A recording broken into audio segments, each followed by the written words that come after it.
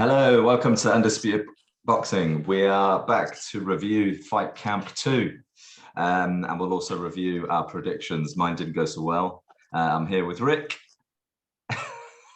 Well, I did back the underdog, to be fair, but yeah, probably not my best call. No one forced you to, did they? No, very true. Thought I'd make it a bit more interesting. But anyway, I thought it was a really good, of the three fights that I watched, I thought it was actually a pretty good card. I know I kind of, I wasn't overly impressed when it was announced, but it was a good night entertainment, I think. What did you make of it?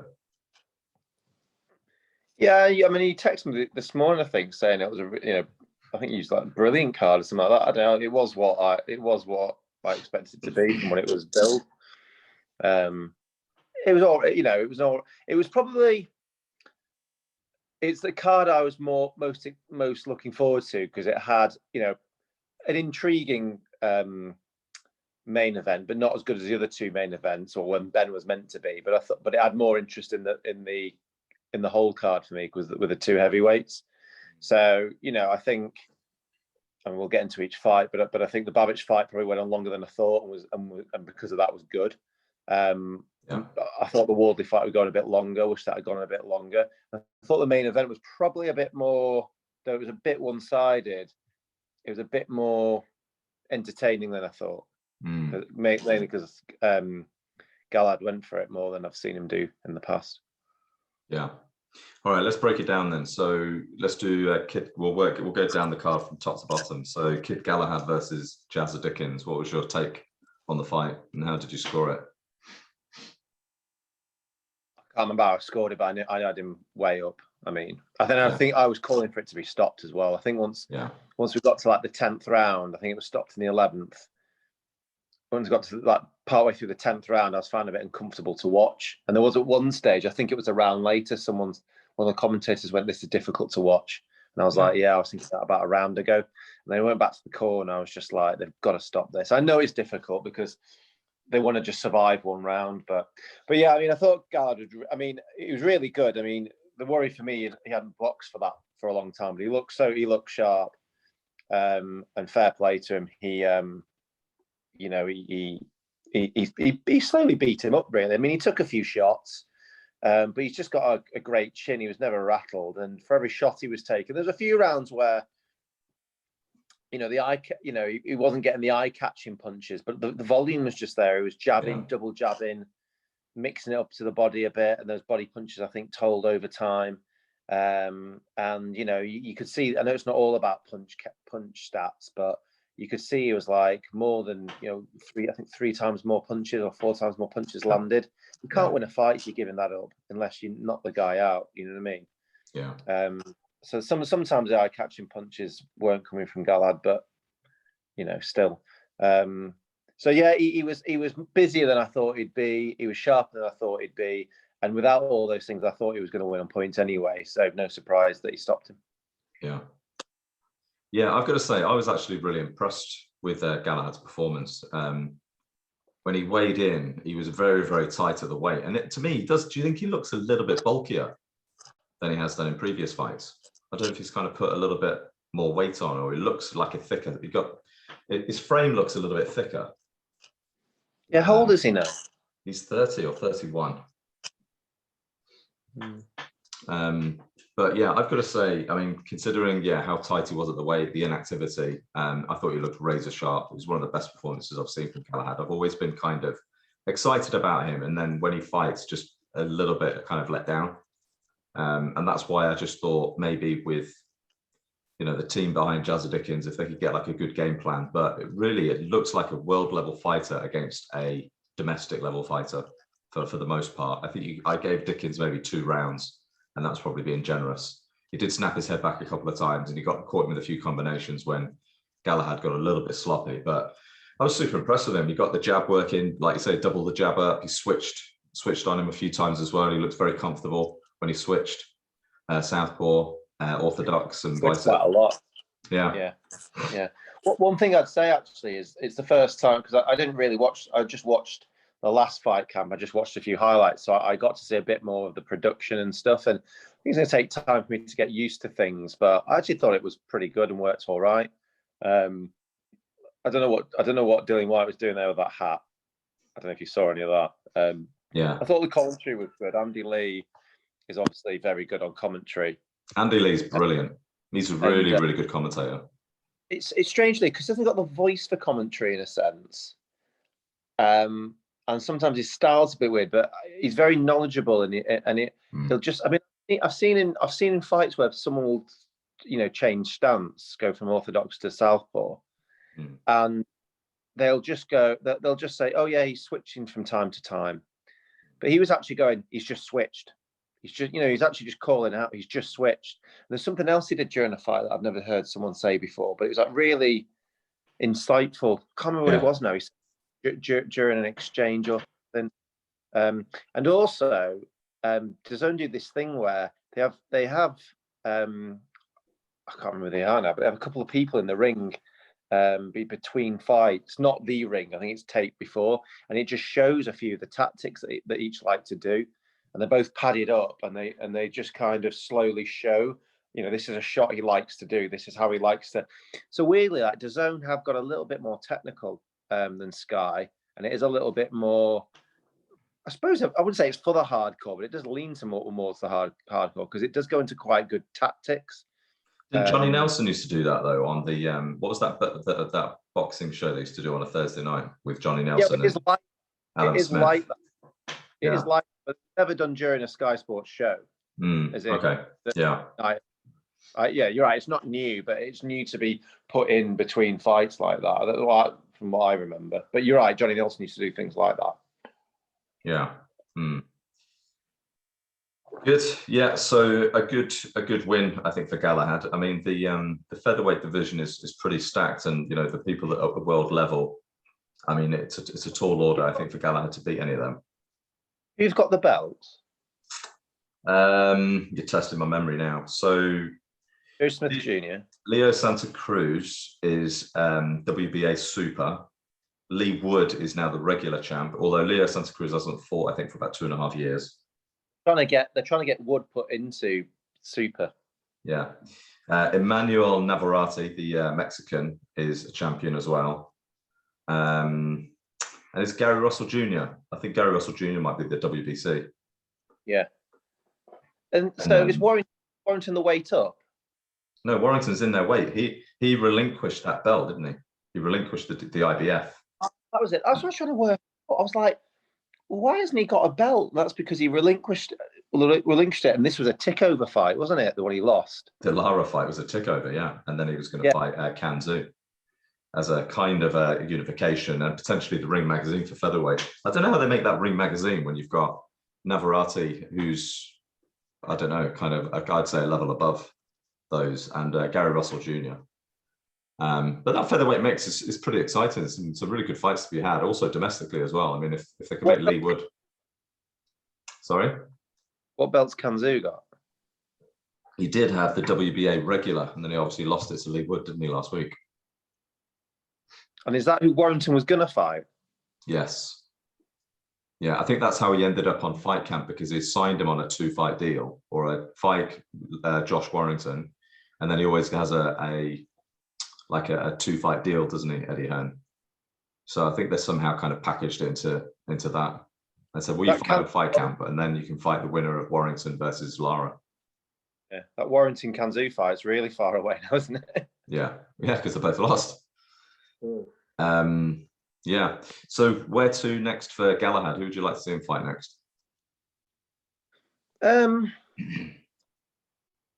it's the IBF, isn't it? So you don't know if he's got a mandatory knocking at the door, because they'll be, asking him to do that. But if not, I don't know. He's not like he's just got into world level. You know what I mean? He's been around there for a while, so he doesn't need to kind of bed in level. So, and he's not young, so I'd like to see him either. I don't know. I think I'd like to see him going to Unification. Yeah. Because I just thought, he's not young. He needs to earn some coin. He's not like just got to that level. I know he's just won the belt, and you could say, oh right, well maybe have an easy defense, maybe back in Sheffield or something. That might be an option. And then maybe have a big fight, next spring at one of the Sheffield stadiums or something. I don't know. But I think within the next 2 fights, he's got to go for a unification. And obviously Warrington, I don't know, I can see him being a bit thingy with Warrington because, you know, what Warrington's going to fight Lara just for a rematch. There's no belt on the line. You know, Warrington will probably need. I can imagine Galahad saying, well, "Warrington, if you want to fight me, you're going to have to bring a belt." I don't know. I think he'd take that as a voluntary defense. I think he really wants to right that wrong. I think even if Warrington loses, I think he'd give him a shot. I really think that he wants that Warrington fight. You need to. I suppose it depends how much money's on the line. Big fight as well. Still, I think. Yeah, if Warrington wins, I suppose it is. But it's like, you know, is the Warrington fight bigger than a unification? Or could he have the Warrington fight? I suppose if it's a voluntary, you could do a Warrington fight and do a rematch clause. Yeah, if it's a voluntary, yeah. I think Warrington, whether he wins or loses against Lara, that's still probably the biggest fight for him commercially. But I could just see Warrington hanging them up. You know, he's had some tough fights. You know, the last couple of years, he's on an amazing run. What, Warrington? Yeah. If he wins, I don't see him hanging his gloves up. No, sorry, did I say that? I meant if he loses. Yeah, if Warrington doesn't win against Lara, I think he'll retire. Yeah. Working down. So who do we have before Wardely versus Webb. Yeah, I mean, started off quite fast paced this, and it was a little bit like the Molina fight in that Wardley was getting caught a bit. He was moving his head a little bit. Yeah, I did think he was moving his head a bit, but he kept like moving it to the same place, and he was getting, you know, he knew where his head was going, and so he kept catching him. But it just seemed the very same. He was getting caught. He was on the back foot, and then he just suddenly turned it on, and it's done. He must have some weird cuffing power or something. That's the third fight. It's been like an innocuous kind of ending. Mm. Do you know what I mean? He just doesn't look like he hits hard, and you know, it wasn't like just one shot. It was like continuous. I mean, I was a bit.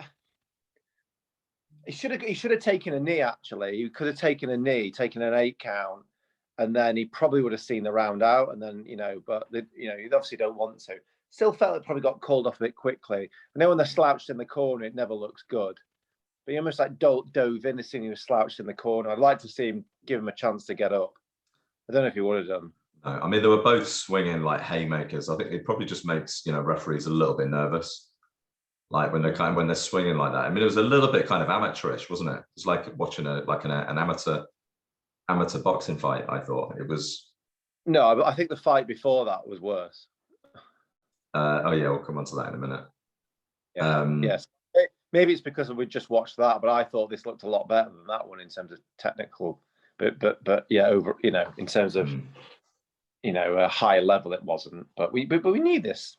We need this. Yeah. But I think Webb, like, sorry, not Webb, Wardley, tested now. I mean, he's come under fire, but I don't know. He seems to like go, right, I've had enough now, fire back, and then no resistance. Almost like he needs someone that can take his power. I mean, they're talking about a fight with who's the guy with Bricktop who lost to Dubois? Gorman. Joyce. Nathan Gorman. Yeah. Maybe a Gorman fight, but they're like, oh, they won't take it. And Bricktop won't have that, will he? No, I don't think he would. But he does need to kind of go up the levels now, doesn't he? Would that be for the English title? That would be for British. If Dubois really, Joe Joyce has got to relinquish that now.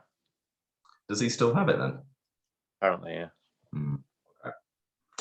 All right, we'll see. Who would you like to see him with there next? Who would you pair Fabio Wardely with? Because he's still kind of domestic level for me. I don't think they're ready to kind of step him up just yet.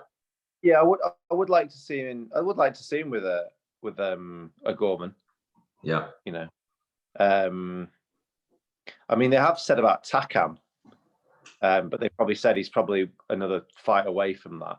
Yeah. It depends how quickly they want to push him really.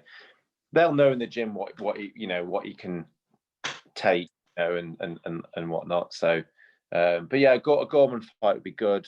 Takam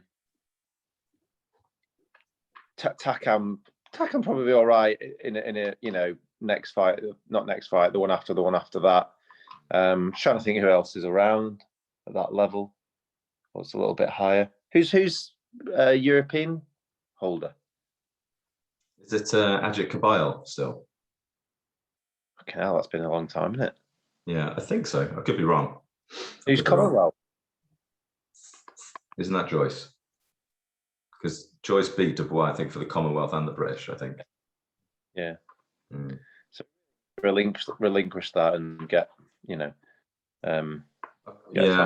I've got to say I'm not that hyped on him just yet. We'll see what it looks like as he steps through the levels. All right. Just because he seems to have peculiar power. It depends on you by hyped. I'm not like he's the next Joshua or something, but I'm like he could be handy, could be useful. All right, on to the fans' favourite, one of your favourites, the Savage versus Mark Bennett. Break it down. What was your assessment? Well, it was quite a low-level fight technically, but we didn't expect anything different. I mean, Babic got caught a couple of times. I think it's the most I've seen him get caught. Yeah, he did. I wouldn't say he was rocked, but it made him think twice.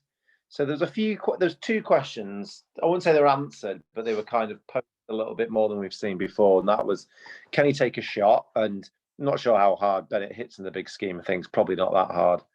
And what does he do if someone can take his power?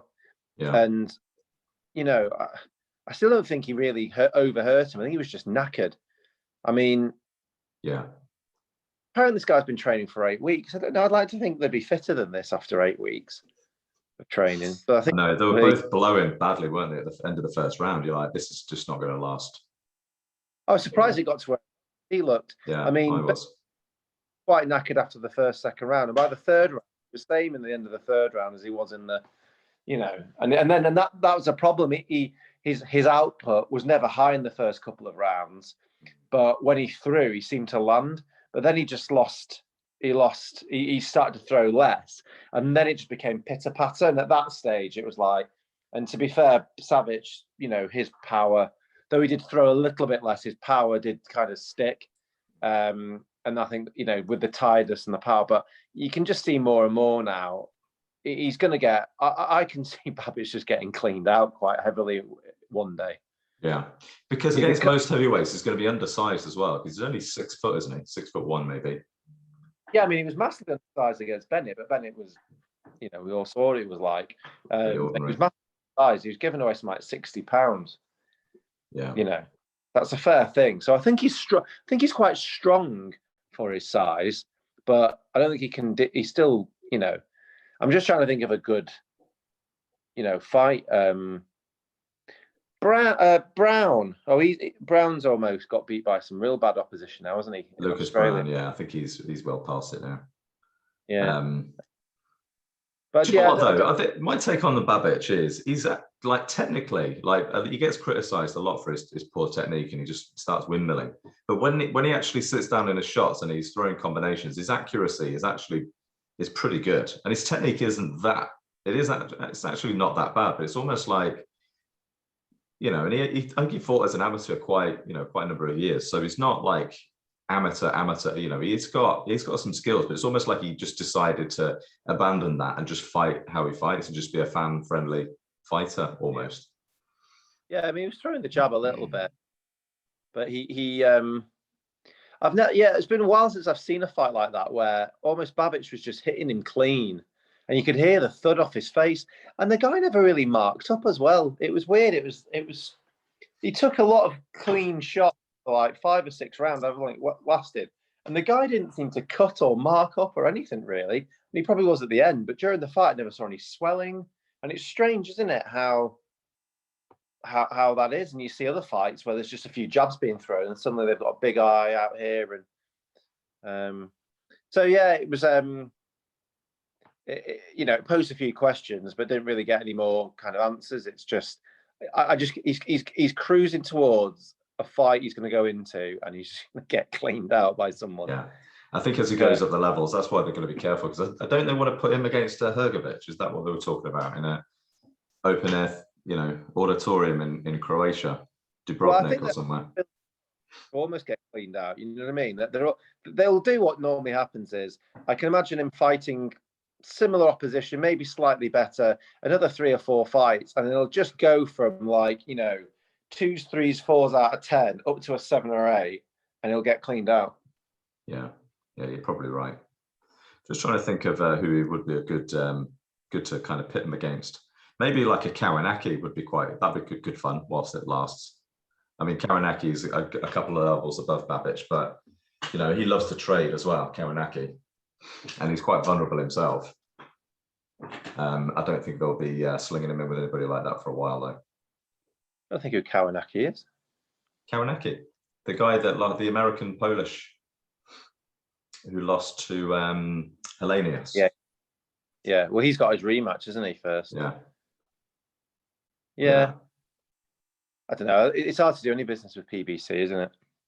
Yeah, it seems that way. They love an in-house fight, don't they? Yeah. All right. So that's our review. We're going to do another one on the predictions for next week, Fight Camp 3, the last one, and then that's another prediction for me. Fair play. Well done, Rick. Right. So got any news? The news I've seen this week is frustratingly Dylan White's now not fighting in America, and it looks like it's going to be a biggish fight in October. Some names being thrown around. I mean, they keep saying Andy Ruiz. That's just not going to happen. I suppose Areola could happen. Why aren't they fighting in the US now? I don't understand. Don't know. They don't give any reasons. It's just, we might be fighting here now or here now. They don't, like Coogan and Co. don't ask good enough questions sometimes. They can just seem to change the story, and no one says what's happened here. They were, because the way I had it is that they were waiting on Canelo. It was, if Canelo wasn't fighting, he was going to go on his own on the 18th, and the only thing they just it's a bit short notice now, the 18th. Well, it wasn't 2 days ago. Yeah. So I'd love to see you interview some of these people. You just wouldn't let them get away with it, would you? Probably won't interview either. So. And then, that's frustrating. But it could, hopefully, it might. If it is, who's the guy that I just mentioned before, Areola. That'll be a relatively good fight, especially with what he did against Ruiz. He went the distance, so it's a good marker. And that might land in the O2 in October, mate. I'd be all over that with a decent undercard. Yeah. I'd have thought they'd maybe try and get a better opponent than Areola if they're going to give it, wait some more time. Like who though? He's still not that far away.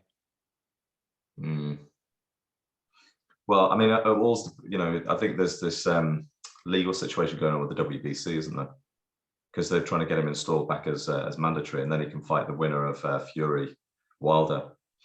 It's a crazy situation, that is. I mean, if I was him, I would just have a tick over fight. Yeah, fight an Areola or fight somebody that is kind of past it. He's kind of earned the right to do that now. There's a strong argument that he's actually got a better resume than Wilder himself, and he was champion for 5 years. Yeah. The I suppose the other news is Canelo moving to a November date and renegotiating with Plant. So again, I don't know if it was a too short notice. I heard that they were struggling with the Bivol fight and negotiations there and weights and stuff. Maybe Bivol have had to have come down to a certain weight. I heard that Bivol actually said that. He said, "I'll come down to 168 to fight Canelo," which is just a stupid thing to say. Canelo is chasing greatness, and to be a multi-weight champion, you've got to go up to their weight category, in my opinion.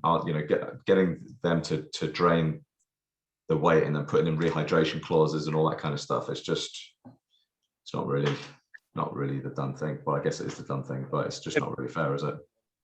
If Bivol wants a big payday, and that's the problem when you can give some payday, you can get them to do anything. But you're right, in terms of his legacy, it doesn't look good. But he did say from the off that Planter's the main fight he wants. So to be fair, if he gets him in November, what does it matter? That's his main goal. So that's most of the news I know of, really. It's not been a huge amount of news. No, I think now that we know what Canelo's doing, there's probably going to be a lot more announcements over the next couple of weeks. So hopefully we'll get some more fights announced. All right, cool. Let's wrap it up. Thanks everybody for listening. Please like and subscribe.